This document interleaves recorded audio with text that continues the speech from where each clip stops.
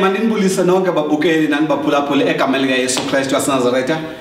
Ngumfundisi uBathanda Cwasikela siyanamkela ke futhi enqubeni yethu ebizwa ngokubana ke from hell to heaven sisuke sogwini singene ezulwini egameni lika Yesu Kristu ngoba wonke umuntu lapha emhlabeni unesihoko sakhe and then aphinda abe nezulu lakhe kwalapha emhlabeni. Lithetha ukuthi ke umuntu wonke ophila emhlabeni kunendawo asuswe kuyo uMthixo and kunendawo akuyo namhlanje futhi kunendawo asabheka kuyo. So ke namhlanje sine visit yethu ke umama umfundisi uCwasi ke that is umama wakwamkelo egameni lika Yesu Kristu. Siyabulisa ke mama ke sacela nje ukusibulisele nje ababukeli egameni lika Yesu.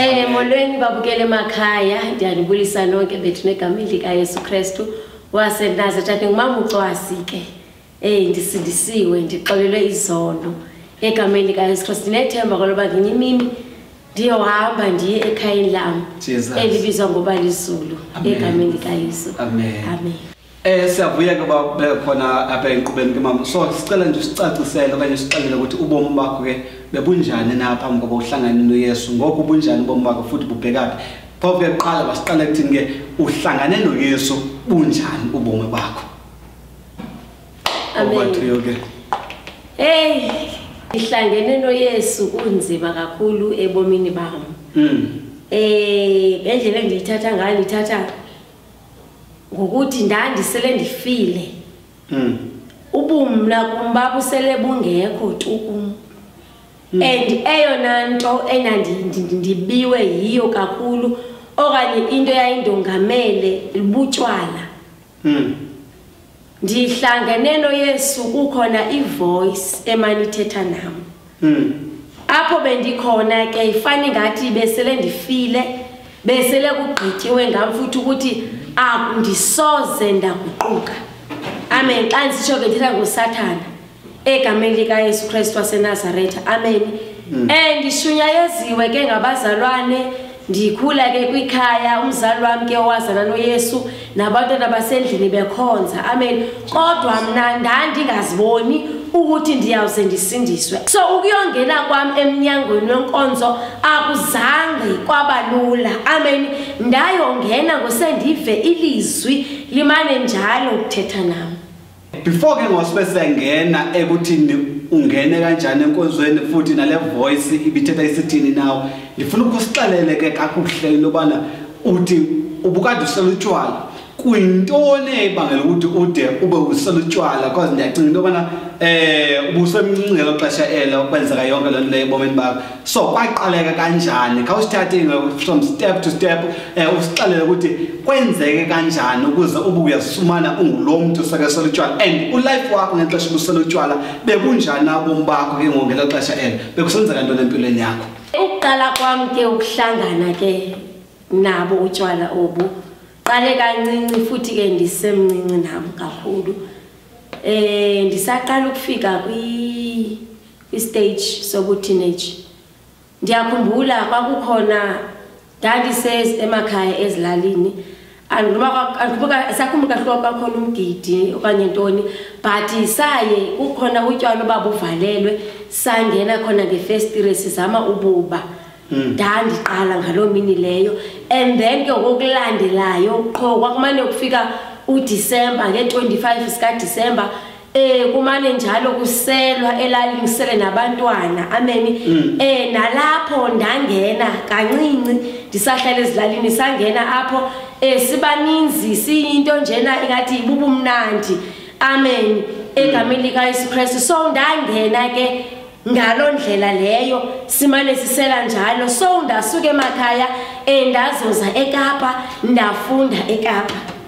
So nokufika kwami eKapa ndafika eKapa ndazokwenza ugrade 9 egameni lika Yesu Kristu. Ndahlala kahle ndafunda ugrade 9 ndamfunda ugrade 10 but uqala ngograde 10 uqala kugrade 10 ekupheleni konyaka ndaphinde ndabuyela ke ndazoqalisa ukubusela ke ngoku apha eKapa egameni lika Yesu Kristu. Nalapho ndine umngani ifriend endandinayo egameni lika Yesu Kristu. Sisiva nje kancane utywala obabufika ngalonyaka lo. Amen.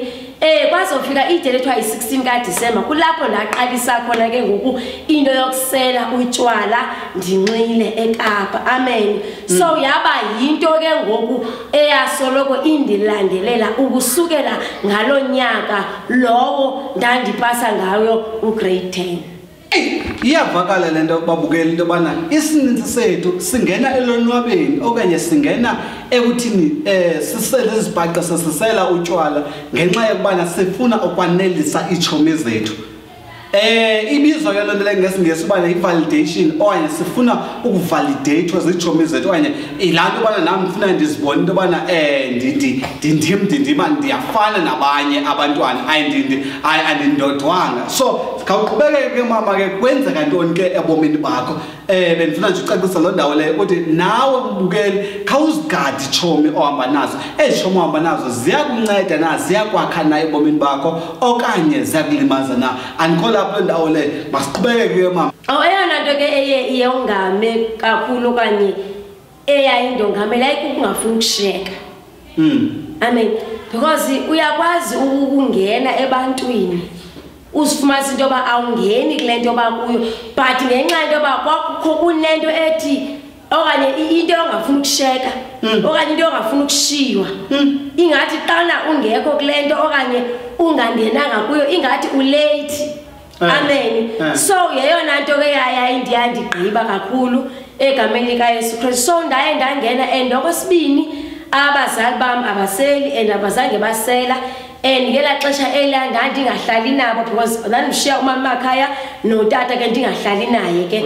So ndihlala ke kukotamnci bam njalo njalo. So yangena loo nto ngolo hlobo. So yaphetha ngokuseyinto ya every weekend yokusela utywala yadlula thini bento ya every weekend ndayibona ukuthi ngoku yinto ufuna ba yinto yosuku nosuku because ndithe ndisenza ugrade 11 sometimes bukwazi uya esikolweni ubuphethe utywala. Amen. Egameni likaYesu Kristu waseNazaretha ubukwazi kuya esikolweni usela okanye sometimes xana ndibuya esikolweni ndibuye ndisele ndibuye ndidlala inkasi ubomi njena bebuyilonto bubuye and ngela xesha akukho mntu ebenokuthi hayi because bendingahlali nabo abazali bam. So akekho umuntu obesazi ukuthi kwenzeka ntoni na ngobomi bam ngalo xesha elo nangalonyaka lowo.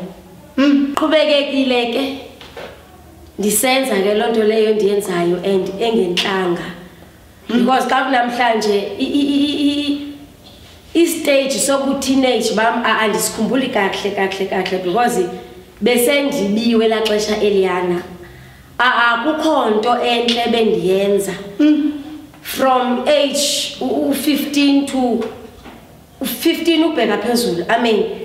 Akho nto enhle bendiyenza bendisenza into endifuna ukuyenza bendisenza into endithanda ukuyenza futhi bendingafuna ukunqandwa umuntu yonke into bendiyenza ibi right and yonke lento endiyenzayo ndiyayifihla ebazalini. So kwenzekile ke ngoku ngonyaka ka2008 and I was doing ugrade 12 apho ke ngoku ndaphetha sendikhulelwa nokhulelwa ke ngoku ngenxa yendlela endiziphethe ngayo futhi ndingasukanga ekuzenzeni ezinye izinto.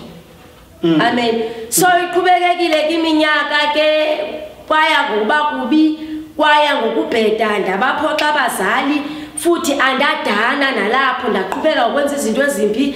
So ndaphila obobomi ndibuphilayo ubomi bokuzibhubhisa ubomi bokwenza unothanda yonke into efuna ndim akho umuntu ndinqandayo nondixelelayo uba ndirongo andimameli. So ndenza yonke into mna if ndi-right. Okay, ngo-2009 apho ke ndiye ndahlala ke nomama wam 2009 nabantwana ke basendlini. So ngoMarch khona enye imvuselelo eyayikhona sihlala khona eNyanga Crossroads. Kulo mvuselelo leyo saya ke nami ndaya but ndabe ndifuna ukwamkela uYesu but andakwazi ukuqhubeka because kwaba khona into apha kum enxa into yoba mna ndinxiba ibhulukhwe phaya kwiskate so andinazo iskate so ndabanjwa nje yilo moya nje uba anaskate but ndabe ndibona ukuthi insindiso ikhona kwaye futhi uYesu lo unamandla.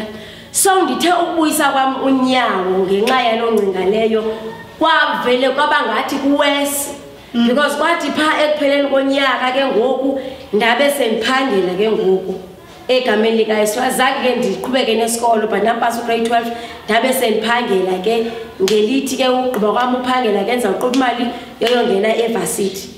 So kuthe kusenjalo ndangena wesi ke ngoku and apho into ibisenzeka it's like ibingendimanga obefuna usela but there was something in me ibingiqhubela ukuthi mandibusele utywala.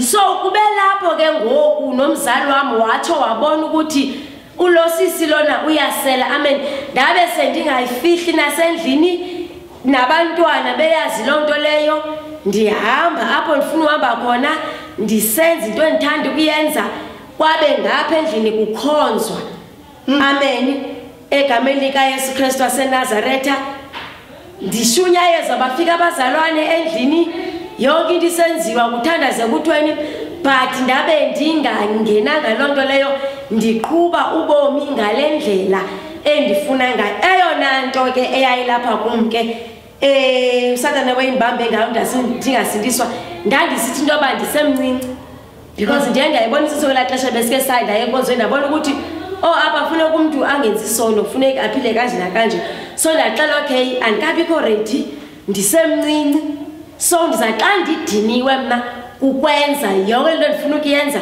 ndibuyele entsindisweni endabe ndimdala ke ngoku amen because enye into endingayifuni into ndandixelela entliziyweni ukuthi andifuni ukuthi ndisensindisweni ngapha ndibe ndisenza enye ngapha ndibe ndithi ndiyakhonza ngapha ndibe ndisenza enye ngapha ndizawuvele qha xa ndifuna ukusindiswa ndizawusindiswa but ngoku ndisebhizi ngowam life kanti apho ndiyibhudile. Qhubekekile ke iminyaka ke umzali ethetha yonke into isenzeka kwaya kubheda ngokubheda ebomini bam akwabikho nto enhle nje kwaphela. Yambile ke iminyaka yadlula kwazofika kunyaka ka-2013 bendizihlalela okay umzali ndingahlali naye because ndaye ndafuna ispace sami so ndazihlalela ndazirentela apho ke so ndaziphatha ke nalapho ke kwavele kwaWest but into eyenzekayo apho ke kwaye kwangabikho mvisiswano phakathi kwami naye because ndenza into endifuna ukuyenza and ndiziphethe ngendlela ndiziphethe ngayo yonke into endiyenzayo ayimkholisi yena so ndenza into ekholisa mna. So kuqhubekekile ke lo nyaka okokuqala into endikhumbulayo ndamane ndiba namaphupho lo nyaka lowo. I remember ngenye imini kakuzaba ibirthday yam nge-28 sika-April qho ke ndandisenza sure ukuba nge-28 ka-April akukho tshomi yam engazubakho kuza kwenziwa into enkulu apho wonke umuntu azifile ngendlela afuna uzifila ngayo. So into eyenzeka ke apho ndithe before lo date leyo 28 ka-April into eyenzekayo ndaphupha apha naphupha ingathi kusebaleni kwelibala ndikulo apha ukhona amatyotyombe angapha kwelabala kukhala umculo and into eyayindiba kakhulu yayingula mculo kuthiwa ngumculo wehouse wawusithi uba uyakhala ndiva ukuthi andiwuva ngendlebe ezizam zabanye bathi uvakala pha uyinto engathi ndiyabiwa xa sowukhala ngaphakathi ndiye nditshintshe kwa imeko endiyiyo ke ngoku. So into eyenzekayo ke apho ndathi ndikweliphupha ndaphupha kwavele kwathi gqi umntu oyintombazana oqhithekileyo ombi orongo ongathi umuntu waswelekayo uchebile lapha enhloko ngathi uchebe ngesikere wathetha izwi wathi sukuya ngapha ya njembe khomba ngapha ukhomba kulaa ndawo ekhala umculo ingathi inhliziyo yami ifuna laa nto ikhala phaya wathi yena sukuya ngapha and ungaboya sukuya ngapha ya ndothuka kwelo phupha bengijike sithi hamba. Emveni kwelo phupha ke ndaye ndaqalisa ukungonwabi every time umbeke ndathatha isigqibo sokusela lo mini leyo andisoze ndonwabe and kuye kube khona into ebuhlungu nasenhlizweni yami. Sometimes xa ndibona abantwana basekhaya okanye ndicinge ngabo abazali andivi kamnandi kukho ukungonwabi ngaphakathi and ngoku noba ngoku ndiyahamba ndiyosela akusafana kuqala akukho joy lento ndiyenzayo akumnandanga kube wes umzekelo kanti sele ngezolo ngomgqibelo ekseni ngecawa nhlafune ndiphangele ndibe nestress ndicinge yonke le mali iwaste ngake ndenzileyo ngoku ndisheke ndinjena akho nto endinayo akho nto ndiyenzileyo xa ndibala imali ndiyenza ntoni akho nto iphumayo akho nto iphumayo ndibangabala ndibe nentloko ibe buhlungu nto ebabuhlungu kakhulu yayiba yintliziyo yam before and after ndisele ubuhlungu entliziyweni kukhona laa nto edingekayo but elaa xesha ndandingayazi ukuba yintoni na but ndiqhubeke ndiyenze le nto ibe ngathi ndizayifumana le joy but ndingafumani nto ndingonwabi egameni likaYesu Kristu ndiye kwaba khona ke ngoku ndifuna uqhubeka nesikolo because ndike ndaqala ne-nursing ngaphambili but now xa ndifuna ukubuyela ndiqonda ukuthi mhlawumbe ke ndabuyela esikolweni ndenza izinto kuzaba right ebomini bam mhlawumbe ukufunda okushotayo ndandingayazi ndandikhangela ukuthi yintoni la endiyidingayo amen so kaphinde kwafika enye ingcinga kum ethi no khawuqale qala thatha imali lena unayo uthenge iziketi uhambe ubheke enkonzweni imali ifika lento because imali nayo yokuthi ndingayithenga lento efuna uyithenga ndihambe xa ndinemali ndingayenzi loo nto leyo kwenzekile kusenjalo ke enye into eyayisenzeke nina ndiyithanda ke endlini kwakuthandaza ke endlini ke xa kuzolala kakuthandaza ke ndicimele ndive kamnandi ke ndiqoma ndiyaziva nam ndisafe nje bakuthandaza amen bafaste ke benze zonke izinto ndandiyithanda lento but ndandingafuni mna uba ibe ndim lo uzosinza because ndizawulibazeka andikagqibi ngezinye izinto amen ingathi ndingumntu lonto nezinto endisazisotayo phaa ngaphandle amen kanti ixesha liyahamba so kwenzekile ke amen kuthandaza nabantwana ke kubiza igama kaYesu yonke lento sathana nagunya nto uthandaza ndive futhi kumnandi and ndandifuna kakhulu umculo wegospel sometimes ndakumamela ndive ukuthi khona laa nto enhliziyweni yami efunayo but andazi ndanomlaka une-DVDs zasemnyuwe kutatu NJ ndimamele futhi ndive ukuthi imandla lento but xa ndizithatha ndizibeka kuyo nqoba so kwenzekile ngomnye ubusuku ke ndisalele ke ndisazama nesisikolo ndavela ngathi ndiyaphupha hayibo andiphuphi ngathi ndihleli ndazibona lisehlathini but ndisigqibele ndilele ndathi kwelihlathi xa ndiqala ukuthi ndiyajonga hayibo ngamagqirha onke andisurround ndibekwe phansi ndibotshwe inyawo ndibotshwe izandla ndibotshwe ndonke ndathi ndisajonga uba kwenzeka nto kodwa mayikhutshwe le nto mayikhutshwe kuthiwa athomnye ilapha nantsi ngathi athomnye ilapha entloko mayikhutshwe so kwathatha izinto ke ndagronjwa ndakhala andancedakala ndazama ushawutisa andancedakala ndasuke ndathi ngegama likaYesu bangathi kuyachokela ndaphinda ndathi ngegama likaYesu ndaphuncuka xa ndiphinda ndijonga ndazibona ndisendlini ndijonge erufini imake uthi ubiza igama likaYesu lento yenzeka yaqala uphupha okanye yenzeka ngathi ngumbono okanye kwenzeka ntoni kahle ngexesha kwenzeka lento liphupha ele okanye kwenzeka ntoni ukwenzeka kwayo kwakusebusuku indim nekhazini yami ndandilele so njengoba ndilele njena into eyenzekayo apho ndavele ndangathi ndiyaphupha but njengoba ndilele kusebusuku but ndaphupha kusemini but njengoba ndiphupha le nto ndiyayiva iyenzeka apha emzimbeni wam ndazibona ndisehlathini so njengoba ndisehlathini kukhona abantu bangamagqirha yonke le nto eyenzekayo phaa then kabe sithi nansi le nto apha mayikhutshwa njengoba isenzo ndiyayiva physically yonke le nto eyenzekayo uba iyenzeka apha emzimbeni wam so njengoba kuthiwa iyakhutshwa umphefumlo lo apha kungaphakathi uyaphuma nyhani ndiyawuva uyaphuma and into endibangele ukuthi ndibe ndiyashawutisa qala ndiyakhala kukuva ukuthi umphefumlo uyaphuma and ndiyangurhoqoza so ndaye ndabiza ke ngoku igama likaYesu Kristu ndaphinda ndabiza igama likaYesu Kristu ndavela ndazibona ndavela ngathi ndiphuncuka phaa kulaa ndawo ndazibona ke ngosendilapha endlini sendijonge erufini. Hey babukeli, ndiva enye into ngoku apha mna. Uthi apha mama ubize igama lika Yesu ethwetyulo, uthwetyulo mosini besenzeka abakuwe okanye ethathiwe ngamagqwirha. And then ngoku uzibona ebiza igama lika Yesu esengxakini akasindiswanga. But igama lika Yesu lona lanamandla. Ndibona amandla egama lika Yesu ngaphezulu kwezinto zonke mna apha ngoku. Into yoba igama lika Yesu linamandla kufuneka silidelele. Awuqhubekeke mama, inamandla lento ndiyivayo apha namhlanje. Oh, emveni koko into eyenzekayo ndaye ndothuka. So xa ndibuza ukhazi lwam uthi undive ndingumuntu orhoqoza ndabe ndiqomba mna nje mayithetha nje ndiyazazi babe ndisifa umzimba lo wam kwamoya okanye umphefumulo wam ubuphuma ela xesha eliya.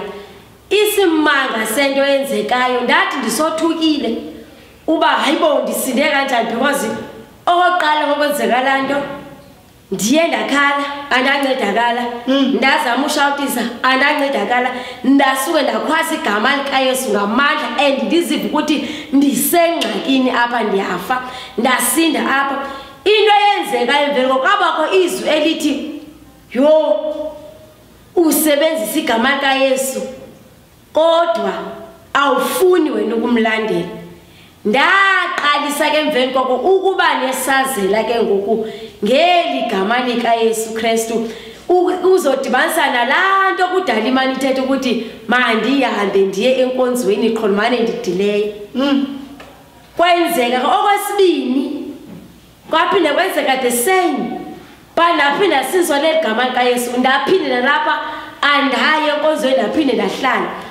Okwesithathu into yenzekayo ke ngokusathi sisahleli but mina ndilele kwavela kulo yadi sasihlala kuyo kwavele kwangena izikoli zigcwele zithe qhu zathatha yonke into ezasifuna ukuyithatha endlini. Kukhona eseza kum sabe siphethe isabile enkulu sathi hey sihamba nawe wena namhlanje.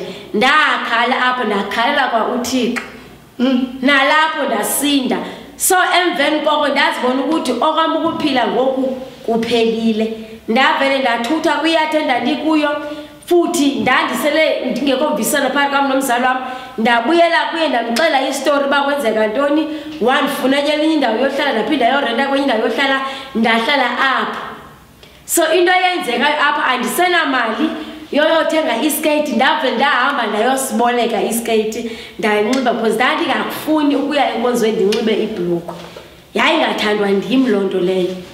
So into ndayenzayo ndanxiba iskate apho ndahamba ndabheka enkonzweni.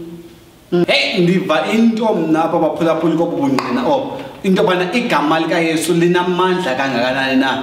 Apho mama uthi ubiza igama lika Yesu esehlathini ebanjwe ngamandla obumnyama ethwetyula ethathwa ngamagqwirha but igama lika Yesu lamsindisa. Ngoku ke simva ngoku esithi ke ngoku ungena enkonzweni khawutsho ke ngoku nje ungena enkonzweni kwenzeka ntoni ke ngobomini bakho. That is ngokubaphulaphuli singena ke ngoku ku heaven wakhe ke ngoku sisuka ku hell from hell to heaven.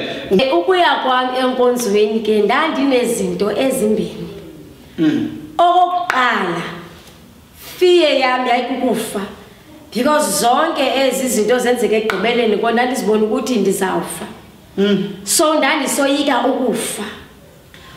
Okwesibini yayilidimoni lotywala. So ngondiya enkonzweni ndinemithwalo. I remember ndafika enkonzweni inoba yayisi-12 kwakulate. Wonke umuntu like umzali wami wothukile because wayesele ethe wathula ngoku because dala ndimenye enkonzweni dala ndicelwa andiye enkonzweni. So iyona nto yayisenhlizweni yami ke yayisoyika ukufa but okwesibini ndiyayibona le nsindiso because ndandingazazi kuba ndizawusindiswa ngoku ndandoyika kwa igama elithi ukusindiswa. But into endandifuna ukohlukana notywala because ndizamile mna andikwazi ndiyeka ndiyayeka ndingayeki andikwazi and andikwazi ukuzicontrola. So yeyona into eyayingxaki yami le ukohlukana nabo utywala. So ndiyile enkonzweni ke first Sunday ndava kamnandi. Okwesibini ndaphinde ndaye enkonzweni ngecawe ndava kamnandi. Amen. kwathi ke ngokwesithathu xa ndizayo kabe yi-weekend ndikhumbula kakuhle ngaloo mini leyo okanye before ndithethe ngalena into eyenzekileyo njengoba ndaye enkonzweni yaye isuka ndaye ndiba nethemba nasebusuku because after kuvele la maphupho mabi nezazinto zezikolo ndandiba nefiye ebusuku bengathi khona into ezakwenzeka noba kusekuseni bazawuphangela ingathi ndiyakhangelwa ingathi ndiyafunwa ndifuna ukubulawa ndoyika nje ukufa apho ndikholo ndithi uze ndibe safe bengathi kusemini but ingase bungafiki ubusuku ungaze kube sebusuku because xa kusebusuku ndinefiye ndoyika ukufa. Amen. Egameni likaYesu Kristu waseNazaretha. So kukwenzekile ke kanjalo. So yazofika kenye weekend. Le weekend lena naphinda ahamba. Ndaya kwenye indawo kwindawo endahlala kuyo kwindawo kuthiwa kuseLowa. Ndandinetshomi ke Lowa zininzi ke sasisela ke apho ke sonke.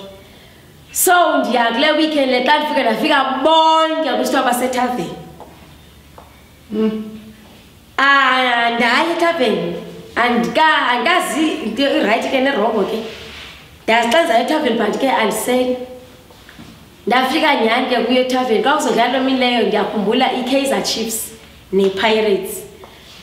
So ke ndangena ke akube kuza kwasha ke meza ke xa ndibiza nakumeza ngoku umuntu endivuyela ke uyiloo nto kumnandi meza usela ntoni hayi ndithi ndisela istone ndifuna istone nechips ngoku umuntu ahleke ibe ngathi ijoke lento ndibe ntombi serious nyali ke size ke istone 2 liter yestone zizi chips hayi ke ilanga lonke kona ndisiquba ngechips ke into ezijikwayo ke ngoba hayi nditshintshile manje kwenzeka ntoni na phofu ndisethaveni. Amen. Egameni likaYesu Kristu andanoba umuntu uyakwazi utshintsha na kodwa phinde ayongena kwindawo ebekade ebanjwe kuyo. Amen. So ndazixela ukuthi nditshintshile kodwa ndabe ndisendaweni erongo. Amen. Bongomgqibelo kwalo mini leyo kuzaba ngecawe kusasa. So hayi ke kwahlaleka ke kuzi chips ke kuzi stone ndiyandihlutha apha but kumnandi ke kwathi kusihlwa litshona ilanga kwajiva kukhala umculo kude ngoba hayi ndiyandihendeka ngoku wazobuza omnye mezi sayithanda ukuyithetha ngoba andisenamandla ngoku. So into eyenzekayo ke apho ndathi meza ngokuthenga nokuthenge iStrongbow ke because ndangaseliso ndasela ke lo mini loyo obobusuku obo ndajiva kwavalwa apho kwavalwa ngabo 11 sahamba ndona kwenye friend yami ngalomgqibelo andizange ndilale ubusuku bonke buyaphuma ngentla buyaphuma ngezantsi into angazange yenzeka okoko ndaqala ukusela utshwala zange ndabukhupha ngomlomo bantu yenzeka kolasuku babuphuma ngentla buphumana ngezantsi. Ekseni ndaqomba kondiyaye enkonzweni ndavuka ngaloo mini leyo ndahamba ndaya endlini ndafika endlini ndahlamba ndanxiba ndaya enkonzweni yavele yangathi njemba kushunyayela vele ngathi ndivelile yangathi ndinevumba apha phambi kwabantu andiyazi yangathi kwenzeka ntoni yangathi yakushunyelwa ingathi kukhonjwa kumlo yangathi kujonga kumlo into enzekayo ndaqomba ndazibona like ubumdaka yonke ndathatha isitepha nomile ngoba ndiyaguquka empilweni yami egameni likaYesu Kristu. So yaphuma ke inkonzo ngaloo mini leyo ke ndahlala ndedwa ke apho ndahlala khona ke lala ndedwa ke nasebusuku. So into eyenzeka kobo busuku obo bangaloo mini leyo thatha kwami isigqibo sento ngoku ndibuyekile because ndiyavuma ngoku ukuthi abundifanelanga ndathi ndilele ndothuka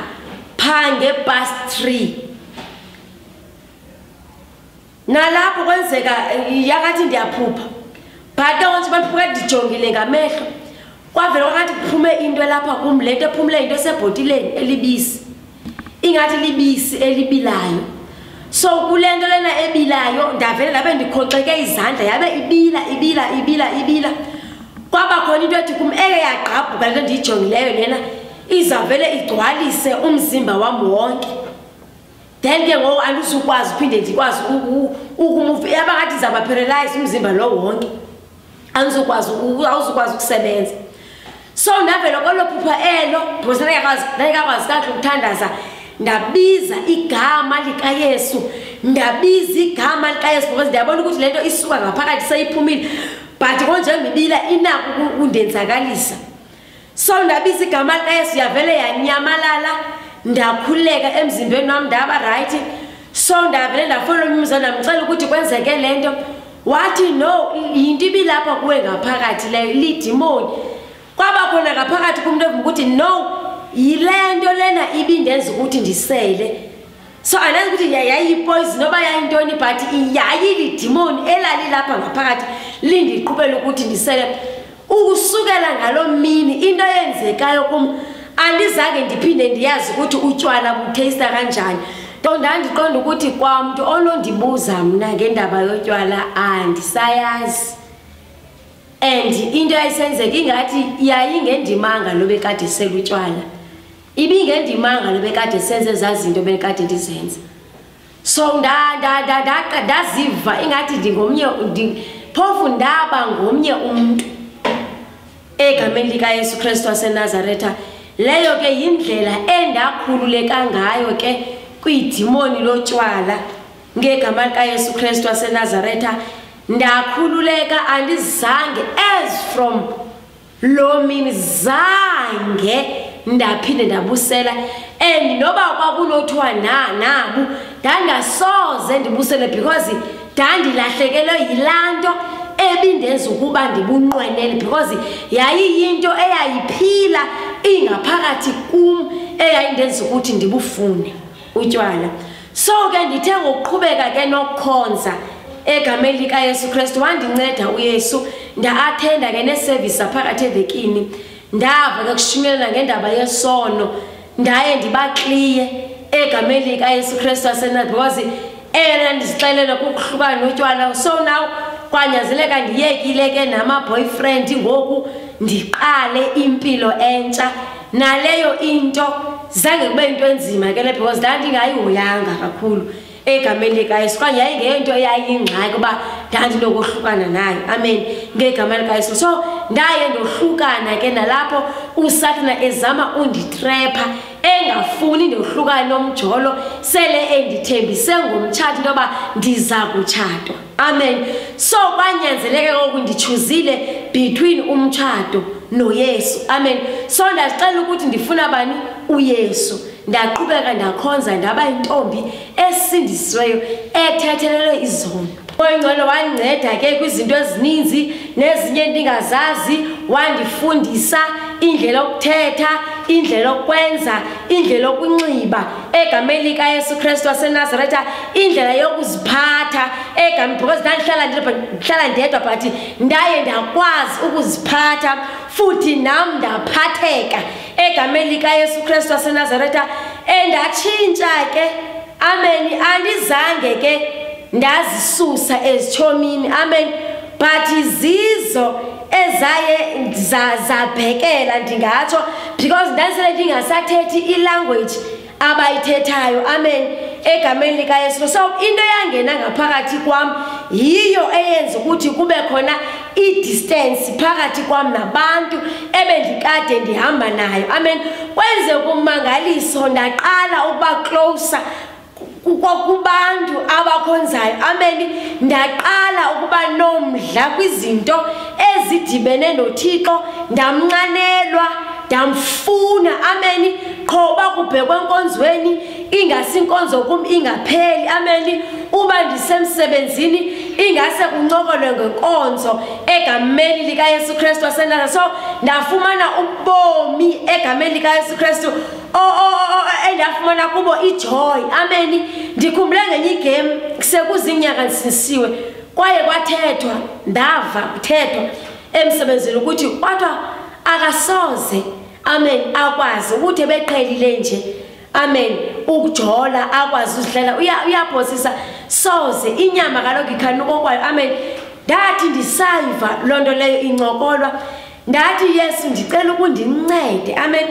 Now noba lento mhlamba ayonto because ndandingazi nyani ba iyakwazi ukwenzeka ndathi noba ke ayikwazi kwenzeka but ndiyacela mna njengoba sekuthethiwe nje ukuthi ayikwazi kwenzeka ndicela mna uze undigcine futhi ubonakale kum undigcinile amen egameni lika Yesu Kristu wasena so why wandigcina ke uYesu so ndaye ndafumana ubomi bepeace ndafumana ubomi bothando ndafumana ubomi bovuyo kwaba khona ibond phakathi kwam noYesu into endiyazange ndayiva eqaleni kwaba khona ichange phakathi kwam inhliziyo yami yakhululeka ndava izinto endandingazange ndaziva even if ndandiqala ngokuthi ndalizama ukuzonwabisa but ndaye ndafumana ijoy ubumnandi obungapheliyo into efika enhliziyweni bengase uyiquqele ingase ingapheli